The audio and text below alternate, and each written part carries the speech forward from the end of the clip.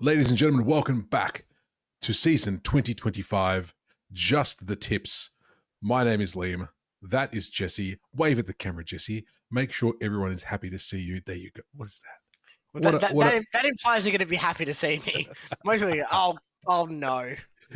We are back again for... The network didn't can. They didn't do like an AFL 360 on this podcast and shuffle off the oldies and get new blood in. No, they just kept Jesse. They kept Jesse. I mean, if they were shuffling off the old blood, it would have been me gone and you here with some upstart like Gary Lyon. Welcome back to another season. Oh, there goes your screen again. Come on, Jesse. What's going on with that screen over there, mate? I don't know if we're going to get this in the cut, but HP Smart tried to take over my computer to make updates during the middle of this recording. So that wasn't very smart, HP, and therefore you're not allowed to. Not allowed. But we are back for another season, 2025 of Just the Tips. You can find us, as always, samperfect_AFL on YouTube, on Spotify, on Instagram, on all the platforms as well.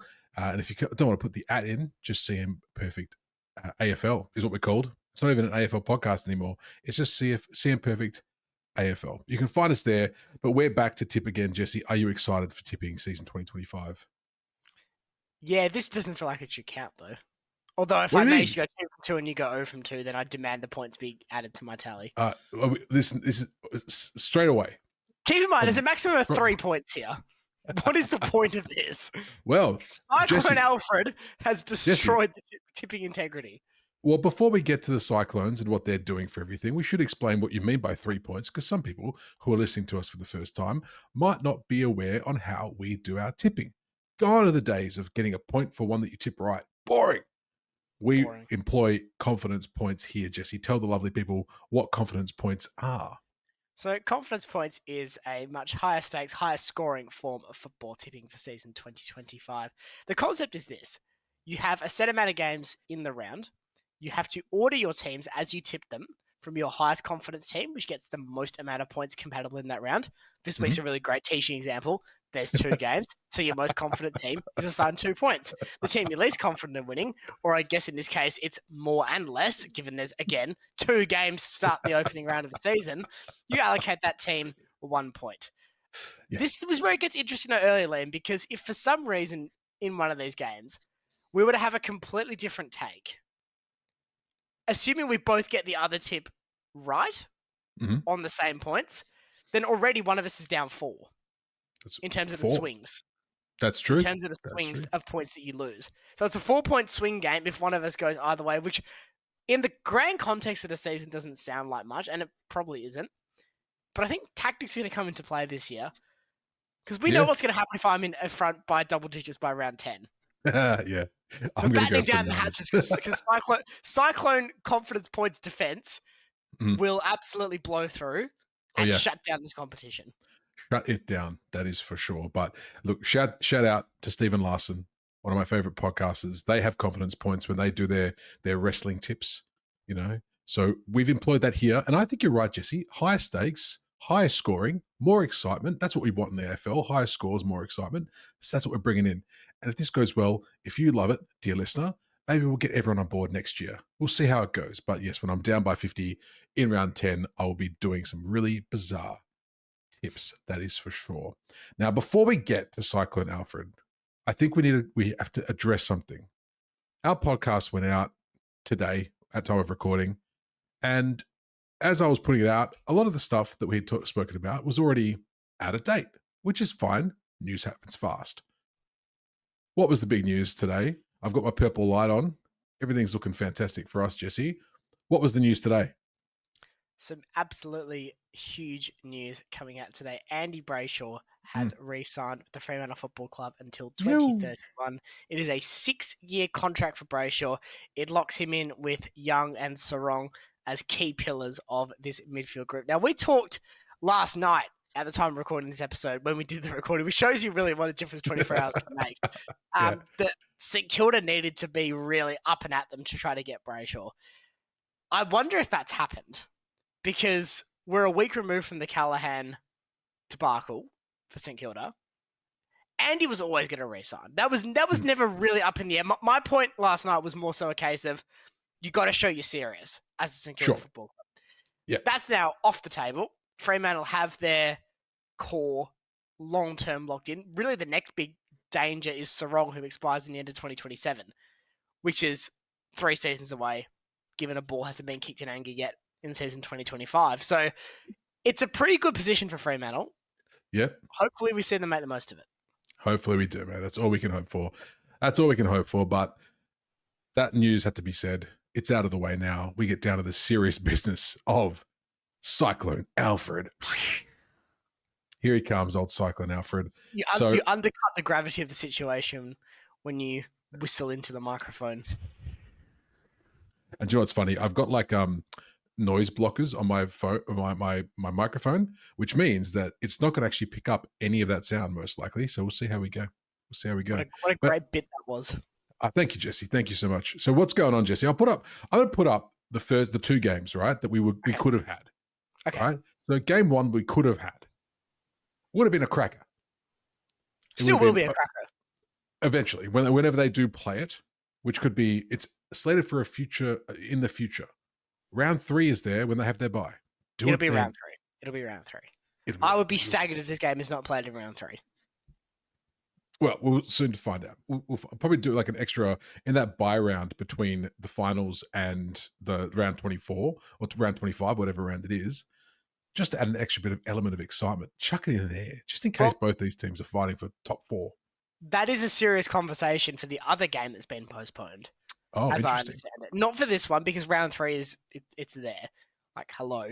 But as I understand it, the other game, there's a possibility we could see that played in that pre-finals bye window, which, and look, is that the 2 teams involved. I was going to say, Jesse, is that because that game probably won't matter? Well, I can tell you now it won't matter in the context of finals. I could see 26 weeks in the future. Doesn't matter. But ultimately, would that somewhat disrupt the integrity of the competition? I'd say so. It's either a buy for everyone or it's a buy for... Like, that doesn't work. No. There's another example of why opening round doesn't work, but I digress. You digress. So the game we could have had this week, but we're going to get later on, Lions versus Cats, gone. Cyclone Alfred has done its work and it's not being played this round. So we can't talk about it. The key injuries don't matter. Their form from the preseason doesn't matter. The other game that doesn't matter, Jesse, is this one. The Suns. This didn't matter anyway. The Suns versus the Bombers. Okay, Jesse, come on. Sorry. It had to be done. We haven't even started the season yet, and he's already calling shit out. Amazing. But yes, this is the one that you were talking about that might be postponed until the end of the season.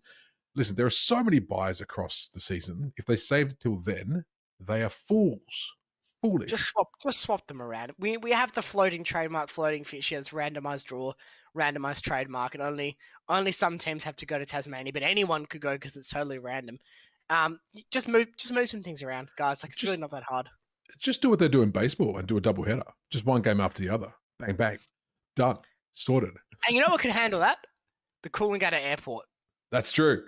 Could handle 2 teams travelling up there for the game. Send Fremantle as well. Why not? Yeah, it's the new gather round. It's I was going to say the Cyclone round, but that's not funny or that clever. No, and we should stress that as well. I hope everyone in Southeast Queensland is doing okay. The families are all safe. We've seen the hatches being battened down. We've seen obviously a lot of emphasis being placed by politicians on both sides of the New South Wales-Queensland border about staying safe ahead of rising floodwaters. So please, if you are in the area, make sure you're consulting your emergency service professionals and not us. Yes, correct. Very good shout, Jesse. In fact, I would actually go as far to say is to turn off this podcast and go and listen to the weather report. The EFS has something to say to you. Please go listen to them immediately. No, yes. All seriousness, Jesse, that is a good shout. We do hope everyone over in Queensland is safe and sound and gets through this without a scratch. Fingers crossed for you all. All right, let's move on to the 2 games that we do have, Jesse. Yes. 2 games that we can talk about that are going to be played this weekend. And we'll start with what I think should be a cracker. Friday, March 7th at the SCG, we've got the Swans versus the Hawks. A couple of key injuries here for the Swans. Obviously got Errol Goulden and Luke McDonald is for the Swans. They won their preseason game. That's where that little tick is. And when the season starts proper, we can turn it into the actual games. How fun. And then the Hawks, who did not win the preseason, Lewis, Kaushadir, and Giath are the potential injuries there, if not already ruled out. Jesse, let's start with you. How do you feel about going into... Oh, actually, are you okay to start? I know how I'm this can fine to get... start. Okay, This can fine. get really... Look, when we're talking a two game round, I can live with it. Like, we're playing for a maximum of 3 points here. Yep. I can live with being forced against my will to be first, unless, of course, I lose the competition this year, in which case this will be my first defense exhibit for blatant corruption. I'm starting off here, and I'm starting off fairly aggressively. Hawthorn with 2. Antarctica isn't colder than I am on the Sydney Football Club going into season 2025. We talked about this in the preview show. Go and listen to that after this if you haven't. And really, this is going to be like a 15-minute episode, so you should have an attention span that can survive that. Sydney, they just... You're coming off a bad grand final defeat, a coaching change. It's not a good setup for me. Yes, there's going to be a point to prove, and yes, there is a sense of now or never for this list, I feel, for Sydney. But I'm prepared to take the risk on what will be a fun electric Hawthorn team. The only question mark in the back of my mind in this tip is if some of that weather does get further down and it does cause a bit of wet weather footy for Hawthorn, how will they go with that? But then you look at guys like Ginnivan, Moore, they should be fine. Watson, they should be fine. Yeah. I tend to agree with you, Jesse. I also think the Hawks are going to win. I'm going to chuck one confidence point on the Hawks in this one here, only because I think this is a really interesting litmus test for both teams straight out of the gate. And I think that I speak for both of us when I say that I enjoyed Hawthorn's brand of football last year. The Swans looked good, but they looked, how do I say, mature in their football last year. And the Hawks didn't, which is why we liked them, because they were a bit more like, a bit more aggressive, a bit more run and gun. And if they can bring that to the start this year, I think they might actually give the Swans a bit of a pantsing, but we will see. The Swans are still a fantastic team, so it's really hard to get your head around it, obviously in round 0. But I'm with you. I think the Hawks are going to win. One confidence point for me, though, Jesse. Done. Let's move on to game number 2 and the final game of opening round. The Giants. Sunday, March 9th at NG Stadium. The Giants taking on the Magpies. A couple of key injuries added to the Giants today, actually. So we've got Tom Green, Sam Taylor, Jesse Hogan, and Jake Stringer both ruled out for this one. And the Maggies got Tom Mitchell, Jordan DeGoey, who has been ruled out. He was a bit questionable, but now he is out. Mason Cox and obviously Dan Houston still has that one game to serve on his suspension. I will go first here. Jesse, Magpies with 2 confidence points for me. I think the outs of Hogan and Stringer is just a little bit of an extra bit of confidence for me that the Pies are going to get the job done here. I'm really bullish on the Magpies this year. I think they're going to go quite well. And I think they're going to set a standard from pretty early on in the piece. So let's see how it all goes. The Giants, I mean, and this is what we spoke about in our little preview episode last night, whenever you listen to it, is that we both have kind of differing opinions on where these teams are going to finish. You think Giants quite high. I think Magpies quite high. And then the other team kind of just below. So Magpies with 2 for me. Jesse, what say you? Look, broadly, I agree, Liam. I'm going to go Magpies with 1 because I can't allocate 2, obviously. For a couple of reasons. The Jesse Hogan out really has influenced a lot of this decision. I was leaning slightly Collingwood regardless when I woke up this morning. But yeah, I think that's a big out, and that does change the way this game is going to be played. I am quite bullish on the Giants this year. I'm also fairly bullish on Collingwood this year. But I get the sense second half of the year is when we're going to see the absolute best of the Giants. That's not to say they won't be winning games in the first half. If they're going to finish in that top 4 spot, they need to. But also remember this game last year, Liam. GWS mugged Collingwood in this game last year. Early season game, Collingwood coming in off the back of the premiership. GWS just ambushed them. And really, Collingwood never recovered from that. I get the sense that the playing group are going to remember that. The coaching staff are going to remember that. And there's not going to be any compromises on the field from this Collingwood side. I think they can get the job done here with the 1 confidence point. While I respect the argument that Hawthorn Sydney is going to be game of the round, I think from a tactical perspective, this is just about a must-watch game. Yeah. Yeah, I think of the two we've got left, we've got a couple of pretty good games. Let's be real. Obviously, Brisbane Geelong would have been a cracker as well. But hey, And safety we first. would have watched Gold Coast Essendon. Oh, Like absolutely. we rain on its parade, no pun intended. But ultimately, Yeah, it's football. We haven't seen it for 6 months, even though yeah. that window's getting shorter and shorter every year. Yes, it does feel like that.